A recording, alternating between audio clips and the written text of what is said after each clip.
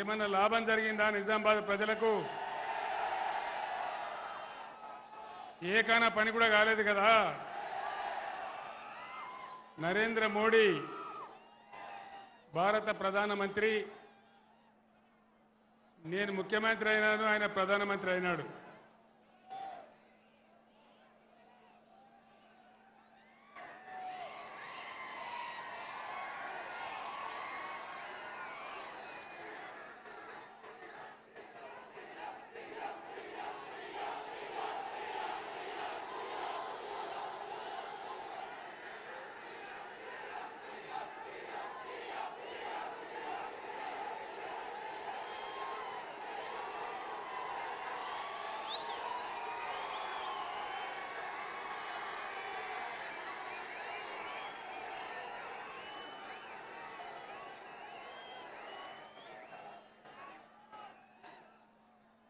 నరేంద్ర మోడీ ప్రధానమంత్రి అయ్యే ముందు,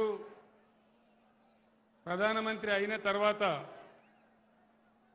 ఒక 150 నినాదాలు చెప్పినాడు. 150 నినాదాలు. ఒక్కటన్నా నిజమైందా?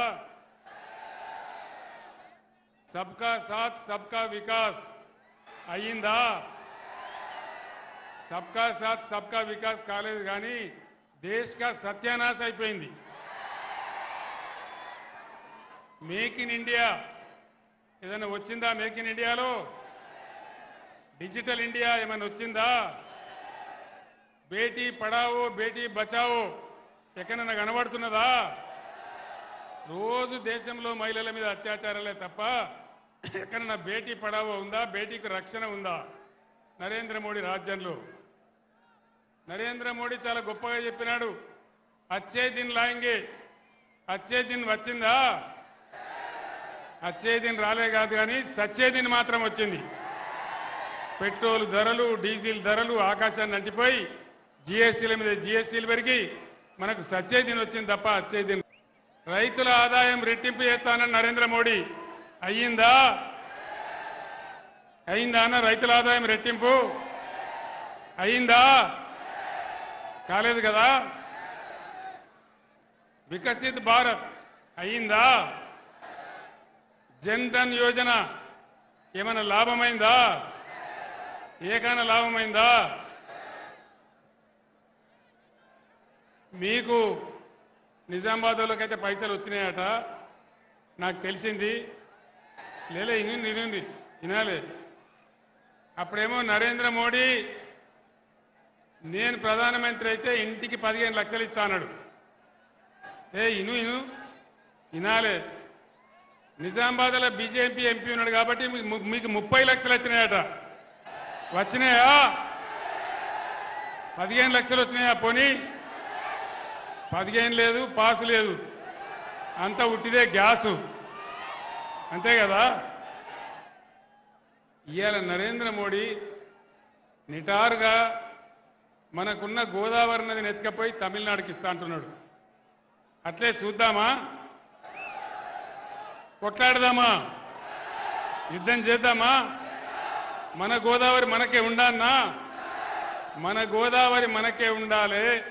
ఆ నది మీద నీళ్ల హక్కు ఉండాలి అంటే నిజామాబాద్లో నిజామాబాద్ పులిబిడ్డ బాజిరెడ్డి గోవర్ధన్ గెలవాలి.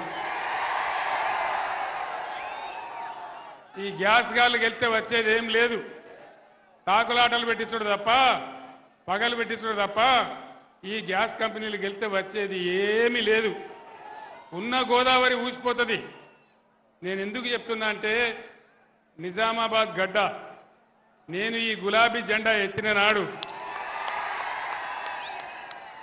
నంబర్ 1గా నా ఎంబడి నిలబడి నిజామాబాద్ జిల్లా పరిషత్ గెలిపించిన జిల్లా ఈ జిల్లా. అది కేసీఆర్ చచ్చిపోయే వరకు కూడా నా గుండెల్లో ఉంటుంది. అంత అపురూపమైన విజయం ఇచ్చిన జిల్లా, ఉద్యమాన్ని ఆకాశానికి ఎత్తిన జిల్లా. మరి ఈరోజు మీ బిడ్డగా నేను చెప్తా ఉన్నా, నేను ఊరికే ఆశామాసిగా చెప్ప గోదావరి నదిని తీసుకుపోతా అని అంటున్నాడు. ఇవాళ బీజేపీ ఎంపీలు గెలిస్తే నరేంద్ర మోడీ దగ్గర చేతులు కట్టుకొని నిల్చుంటారు తప్ప నోరు తెరుతారా? మన హక్కుల గురించి తెలిసిండ్రా? నేను ఇంకొక మాట అడుగుతా ఉన్నా, ఏ రాష్ట్రంలో ఎన్ని జిల్లాలుంటే ప్రతి జిల్లాకు ఒక నవోదయ పాఠశాల ఇవ్వాలి. నేను ఒక 150 ఉత్తరాలు రాసిన నరేంద్ర మోడీకి ఇచ్చేయండా? ఒక్కటి కూడా ఇయ్యలే. మరి ఒక్క నవోదయ పాఠశాల తెలంగాణ ఇయ్యనటువంటి నరేంద్ర మోడీకి ఇలా బీజేపీకి తెలంగాణ ఎందుకు ఓటేయాలి? దయచేసి యువకులందరూ ఆలోచన చేయాలి. 157 మెడికల్ కాలేజీలు పెట్టిండు నరేంద్ర మోడీ. తెలంగాణకు ఒకటి కూడా ఇయ్యలే. మేమందరం పోయి అడిగినాం, 100 ఉత్తరాలు రాసినాం. కానీ ఒక్కటంటే ఒక మెడికల్ కాలేజీ ఇయ్యలే. ఒక్క మెడికల్ కాలేజీ ఇయ్యనటువంటి నరేంద్ర మోడీకి మనం ఎందుకు ఓటేయాలి? దయచేసి ఆలోచన చేయాలి. ఈ బీజేపీ వాళ్ళు గెలిచి మనకు చేసేదేంది, సాధించేదేంది, మనకు వచ్చేదేంది, ఇంతకుముందు వాళ్ళు చేసిందేంది, జరిగిందేంది ఒకసారి ఆలోచించాలని చెప్పి నేను మీకు మనవి చేస్తా ఉన్నా. నిజామాబాద్ జిల్లా ఒకప్పుడు బంగారం జిల్లా. కాంగ్రెస్ తెలుగుదేశం హయాంలో నిజామాబాద్ జిల్లాను పూర్తిగా ఎండబెట్టినారు. నిజాం సాగర్ మునుగొట్టినారు. గుత్పా అలీ సాగర్ అని చెప్తే అది కూడా సరిగ్గా రాలేదు. తెలంగాణ వచ్చిన తర్వాత బ్రహ్మాండంగా నిజాం సాగర్ను మల్లన్న సాగర్కు లింకు చేసుకున్నాం. కాళేశ్వరం నీళ్ళొచ్చినట్టు చేసుకున్నాం. శ్రీరామ్ సాగర్ పునరుజ్జీవం ప్రాజెక్టు పెట్టుకున్నాం. వరద కాలువను బ్రహ్మాండంగా రిజర్వాయర్గా మార్చుకున్నాం. ఇలా వరద కాలువ గతి ఏం చేసిండు ఈ ముఖ్యమంత్రి ఒకసారి మీరు ఆలోచించాలని చెప్పి నేను మనవి చేస్తా ఉన్నా. కరెంటు సరిగా వస్తుందా? కరెంటు కోతలున్నాయా? మరి ముఖ్యమంత్రి కాంగ్రెస్ రాజ్యమేమో మేము బ్రహ్మాండంగా ఇస్తున్నామని మాట్లాడుతున్నారు. కరెంటు కోతలున్నాయా? ఇంతకుముందు ఉండేనా? ఇప్పుడు స్టార్ట్ అయినాయా? ఈ విధంగా ఇంకో సమస్య, మిషన్ భగీరథ నీళ్ళు ఎడిపోయినాయి. బ్రహ్మాండంగా నడిచినాయి కదా. పట్టణంలో అయితే పేదవాళ్లకు ₹1 నల్లా కనెక్షన్ ఇచ్చి, గ్రామాలలో రూపాయి కూడా తీసుకోకుండా ప్రతి ఇంటికి నల్లా పెట్టించి బ్రహ్మాండంగా మీకు అలాంటి సదుపాయం తెచ్చినాం. ఇలా ఎక్కడికి పోయినాయి ఆ నీళ్లు? దయచేసి ఆలోచించాలని మనవి చేస్తా ఉన్నా. ఇంకో విషయం, గత 5 నెలలుగా కాంగ్రెస్ ప్రభుత్వం వస్తే అరిచేతిలో వైకుంఠం చూపించింది తప్ప 6 గ్యారంటీలోని మోసం చేస్తే ఒక్క గ్యారంటీ కూడా రాలే. ఒక్క స్కీమ్ కూడా అమలు కాలే. ఏ ఒక్క స్కీమ్ రాలే. వచ్చిందా? కళ్యాణ లక్ష్మి తులం బంగారం వచ్చిందా? ఏ నిజామాబాద్లోకి వచ్చిందట కదనే? నిజమానా? వచ్చిందా? వచ్చిందానా? తులం బంగారం తుస్తుమన్నదా? వడ్లు కొంటానరా? 500 బోనస్ వస్తున్నదా? రాలే. బోనస్ బోగసే అయిపోయిందా? అయిపోయిందా? పాత ధర కూడా ఇస్తలేరు. బీఆర్ఎస్ గవర్నమెంట్ ఉన్నప్పుడు కొన్న ధర కూడా కనీసం వస్తలేదు. తడిచిపోయిన ధాన్యం కొనే దిక్కు లేదు. కళ్ళాల మీద ఉన్నాయి. నేను వస్తుంటే మాజీ ఎమ్మెల్యే జీవన్ రెడ్డి చూపించాడు, సార్ ఇవన్నీ తడిచిపోయినాయి, ఇవన్నీ కూడా తడిచిపోయినాయని చెప్పి చూపించినాడు. విద్యార్థులకు ఫీజు రియంబర్స్మెంట్ ఉండే 5 నెలల నుంచి ఒక్కనికొక రూపాయి ఇస్తలేరు. 5 నెలల నుంచి. మేము ఓవర్సీస్ స్కాలర్షిప్ పెట్టినాం. అంబేద్కర్ పేరు మీద, జ్యోతిరావు పూలే మీద పేరు మీద 20 లక్షల రూపాయలు ఇచ్చినాం. పేద విద్యార్థులు విదేశాలకు పోయి చదువుకోవాలని, వాళ్ళ బతుకులు బాగుపడాలని. ఇవాళ అది కూడా బంద్ పెట్టినారు. కేసీఆర్ కిట్ బంద్ పెట్టినారు. సీఎంఆర్ఎఫ్ ఫండ్స్ బంద్ పెట్టినారు. చేనేత కార్మికులకు ఆర్డర్లు ఇవ్వడం లేదు. మళ్ళా తెలంగాణలో చేనేత కార్మికుల యొక్క ఆత్మహత్యలు స్టార్ట్ అయినాయి. పరిశ్రమలన్నీ తరలిపోయే పరిస్థితి వస్తూ ఉంది. మీరందరూ కూడా చూస్తూ ఉన్నారు. ఇది ఎందుకు జరుగుతూ ఉంది? 5 నెలలనే ఇది ఎందుకు మారిపోయింది? ఇది కాంగ్రెస్ ప్రభుత్వం యొక్క అసమర్థత కాదా? వీళ్ళు ఏళ్తారా? వీళ్ళు నడిపిస్తారా? 5 ఏళ్ళు జరుగుతుందా? రైతు బంధు వచ్చిందా? రాలేదా? ఇన్ని ఏళ్ళ మోపైంది. మీకు తెలియదు, వస్తూ ఉంది. స్టార్ట్ అయింది. ఏమైంది? ఎందుకు స్టార్ట్ అయింది? బంద్ అయిన రైతు బంధు ఎందుకు స్టార్ట్ అయింది? కేసీఆర్ రథం ఎక్కంగానే, కేసీఆర్ రోడ్డు మీద పడంగానే, కేసీఆర్ పిడికిలి బిగించంగానే దెబ్బకు దయ్యం వదిలింది. ఇవాళ ఎత్తాను రైతు బంధు ఇలా స్టార్ట్ చేస్తా ఉన్నాను. పిచ్చిలేసినాదా? రైతు బంధు స్టార్ట్ చేసినారు. అంటే దాని అర్థమేంటి? పోరాడకపోతే ఏది జరగదు. కేసీఆర్ బస్ ఎక్కిండు కాబట్టి కాలిరిగిపోయినా కుంటున్నా బస్ ఎక్కి గర్జన చేసిండు కాబట్టి రైతు బంధు పడతా ఉంది. ఇగో అందుకే నేను చెప్పేది మీకు దయచేసి మనవి చేసేది, తెలంగాణ యొక్క శక్తి బీఆర్ఎస్, తెలంగాణ బలం బీఆర్ఎస్, తెలంగాణ గలం బీఆర్ఎస్, తెలంగాణ దళం బీఆర్ఎస్. ఇవాళ బీఆర్ఎస్ పిడికిలి బిగిస్తేనే దెబ్బకు దయ్యం వదిలి ముఖ్యమంత్రికి వణుకుడు పెట్టి రైతు బంధు వేస్తా ఉన్నాడు. కానీ ముందడికి దెబ్బ పెడతారు గ్యారంటీ. 5 ఎకరాల కంటే ఎక్కువ వాళ్ళకి అయ్యారట. ఏం పాపం చేసిండ్రు? 6 ఎకరాల వాళ్ళు తప్పు చేసిండ్రా? 7 ఎకరాల వాళ్ళు తప్పు చేసిండ్రా? ఏం అన్యాయం చేసిండ్రు? వాళ్ళకి అయ్యారట. కాబట్టి నేను చెప్తా ఉన్నా, ఈ ప్రభుత్వం మెడలు వంచి ఇచ్చిన గ్యారంటీలన్నీ అమలు చేయించానంటే ఖచ్చితంగా బీఆర్ఎస్ గెలవాలి. బీఆర్ఎస్ కు శక్తి ఉంటేనే తెలంగాణకు శక్తి ఉంటుంది. మహిళలందరికీ 2500 వచ్చినాయా? వినబడతలేదు.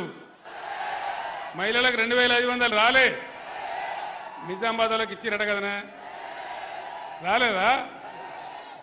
మరి రావన్నంటే ఏం చేయాలి? పిడికిలి బిగించాలి, మెడలు వంచాలి, పోరాటం చెయ్యాలి. కరెంటు చక్కగా రావాలన్నా, వాళ్ళు ఇచ్చిన హామీలు నెరవేరాలన్నా, ఇవాళ దెబ్బకు భయపడి ఎట్లయితే రైతు బంధు వేస్తున్నారో అట్లే అన్ని రావాలంటే ఖచ్చితంగా బీఆర్ఎస్ గెలవాలి. ఇంకొక ముఖ్యమైన మాట, ఒక ఆయన వెనకడికి చెప్పిండట, రేపు మా ఇంట్లో లడ్డూల భోజనం అంటే ఎప్పుడు చూసినా రేపే ఉంటుంది కదా, అంతే కదా? రేపు మా ఇంట్లో లడ్డూల భోజనం అని నువ్వు బోర్డు ఎప్పుడో గదే ఉంటుంది, ఎన్నడు పోయినా రేపే ఉంటుంది. ఏం చెప్పిండి ముఖ్యమంత్రి? కేసీఆర్ 30,000 కోట్లు మాఫ్ చేసిండు, ₹1,00,000 కాడికి మాఫ్ చేసిండు. మీరు పరిగెత్తుని ఉరుకుని, ఇక ఉరికి 2 లక్షలు తీసుకోండి. డిసెంబర్ 9 తారీఖు నాడే 10:30కే 2 లక్షల రుణం మాఫీ అన్నాడు. అయిందా? అయిందా? మరి యాడికి పోయినట్టు? రేపు 2 లక్షల రుణమాఫీ ఇచ్చేదాకా ఈ ముఖ్యమంత్రి మెడలు, ప్రభుత్వం మెడలు వంచి ఆ 2 లక్షల రుణమాఫీ కక్కిచ్చేదాకా బీఆర్ఎస్ కొట్లాడాలి. దానికోసమే బాజిరెడ్డి గోవర్ధన్ గెలవాలి.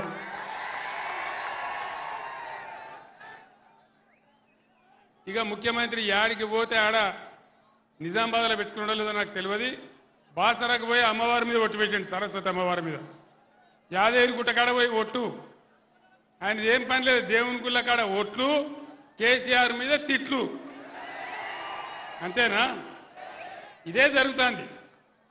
అంటే నేను ఒక్కటే మాట చెప్తా ఉన్నా, దయచేసి మీరు, నేను ఒక్కటే మాట మీ అందరికీ మనవి చేసేది, తెలంగాణ తెచ్చే సమయంలో నా ప్రాణాలు అడ్డుపెట్టి నేను ప్రాణాలకు తెగించి ఈ రాష్ట్రాన్ని తెచ్చిన తెలంగాణను ఒకటి ఒక పొదరిల్లులాగా బ్రహ్మాండంగా మంచిగా చేసినాం.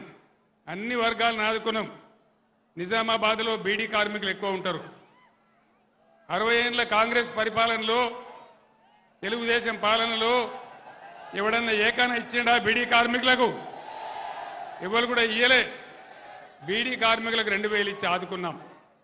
బీడీ కార్మికులను కాపాడినాం. వాళ్ళ టేకేదారుల గవర్నమెంట్ కూడా ఇచ్చినాం. బీడీ కార్మికులంతా ఇయ్యాలి బీఆర్ఎస్ అండగా నిలబడాలి. మీకు నీతి నిజాయితీ చూపించి బీఆర్ఎస్ను దీవించాలి. ఆ విధంగా ముందుకు పోయినాం. మీ అందరినీ కూడా నేను కోరుతా ఉన్నా,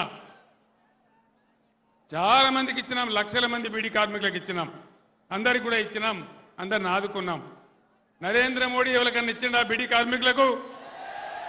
బీడీ కార్మికులకు పెన్షన్ ఇచ్చేది ఒక్క తెలంగాణలోనే ఇస్తారు, ఇంకా ఏ రాష్ట్రంలో కూడా ఇయ్యరు. భారతదేశంలోనే ఎక్కడ లేదు. కాబట్టి నేను మీ అందరికి మనవి చేస్తా ఉన్నా, ఈ బీజేపీ కాంగ్రెస్ చెప్పేదంతా కూడా ట్రాష్, వట్టిదే. అందుకోసం మనం ముందుకు పోవాలి, మన నీళ్లు కాపాడుకోవాలి, మన బతుకులు కాపాడుకోవాలి, తెచ్చుకున్న రాష్ట్రాన్ని ఇంకింత తెలివికి తెచ్చుకోవాలి. మళ్ళా ఈ కరెంటు కోతలు బంద్ కావాలి, పిల్లలందరూ చదువుకునే పిల్లలకు న్యాయం జరగాలి, హాస్టల్ల పిల్లలకు న్యాయం జరగాలి. కాబట్టి ఖచ్చితంగా బీఆర్ఎస్ గెలవాలి. जिला निजामाबाद के मुसलमान भाइयों को बहनों को मैं सलाम करता हूं.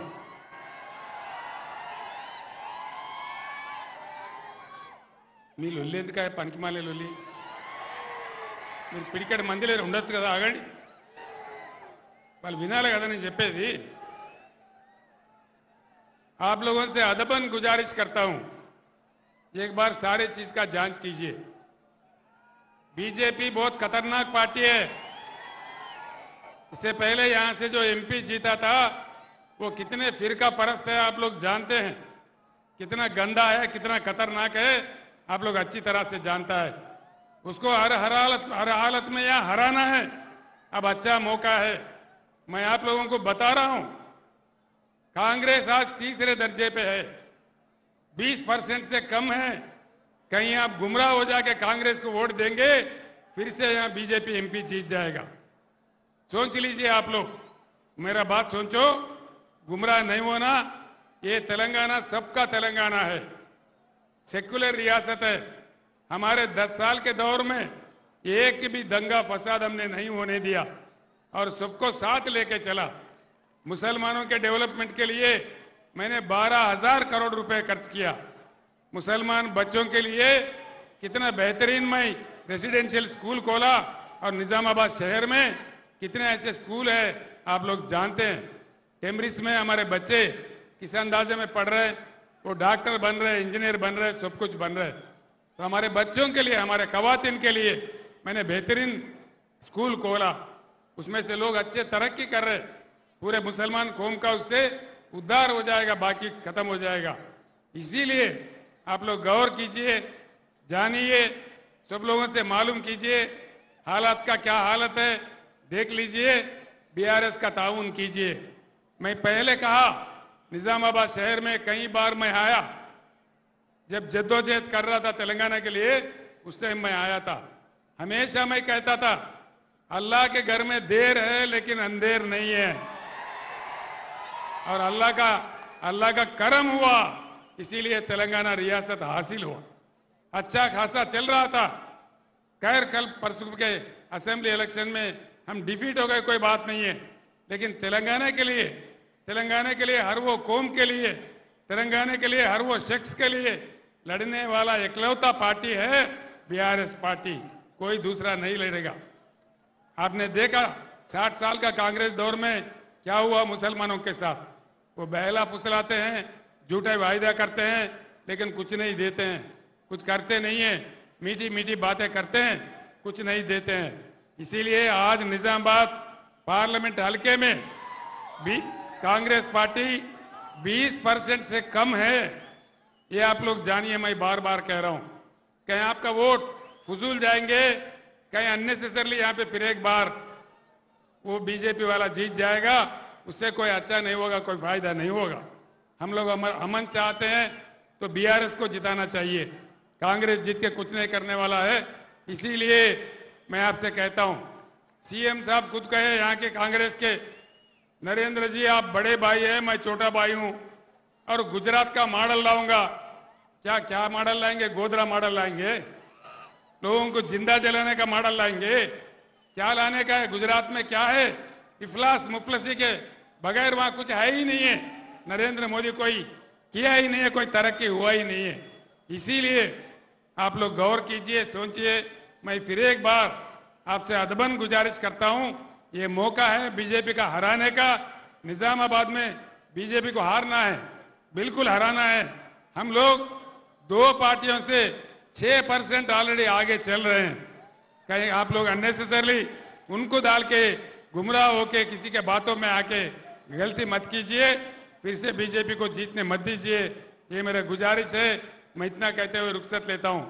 సోదరులారా మీ అందరికి నేను చెప్పేది ఒకటే ముఖ్యంగా యువకులు ఆవేశంలో ఓటు వేయకుండా ఎన్నికల సందర్భంలో కూడా నేను చెప్పినా ప్రజాస్వామ్య పరిణతితో ఆలోచించి విజ్ఞతతో ఆలోచించి ఎవరు గెలిస్తే మంచిది ఈ రాష్ట్ర భవిష్యత్తు ఎవరి చేతుల్లో ఉంటే మంచిది అన్ని విషయాలు మీరు కూలంకషంగా చర్చించి బ్రహ్మాండంగా బీఆర్ఎస్ అభ్యర్థులను గెలిపించాలని చెప్పి నేను మనవి చేస్తా ఉన్నా నేను కూడా హిందువునే నేను హిందువుని కాదని కాదు కానీ తెలంగాణ రాష్ట్రంలో ఉన్నటువంటి యావత్తు ప్రజల ఆత్మ బంధువు కేసీఆర్ ఏ ఒక్క వర్గానికో కాదు తెలంగాణలో ఉన్న అందరు ప్రజలు బాగుపడాలి అన్ని వర్గాలు మంచిగా ఉండాలి. హిందూ ముస్లిం బాయి బాయి ఉండాలి. అందరం కలిసి బతకాలి.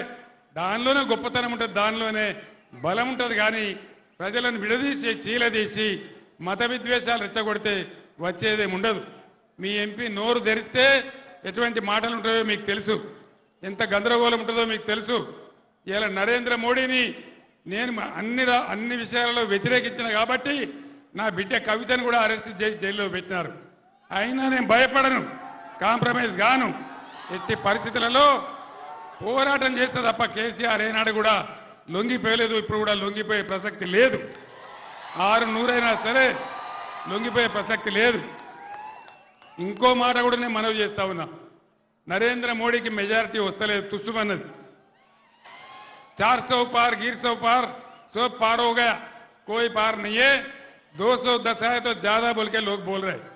అందుకోసం మనం 14 ఎంపీలు గెలుచుకుంటే తెలంగాణ కేంద్ర రాజకీయాలలో కూడా కీలకంగా మారుతుంది. ఈ బీజేపీ గవర్నమెంట్ రాదు, కాంగ్రెస్ గవర్నమెంట్ రాదు, ప్రాంతీయ శక్తులు ఏర్పాటు చేసే గవర్నమెంటే వస్తుంది. అందుకోసం మనది కూడా కీలకమైన పాత్ర అవుతుంది. కాబట్టి దయచేసి ఈ రాష్ట్రంలో బీజేపీ వాళ్ళందరినీ ఓడించింది బీఆర్ఎస్ పార్టీ, కాంగ్రెస్ పార్టీ కాదు.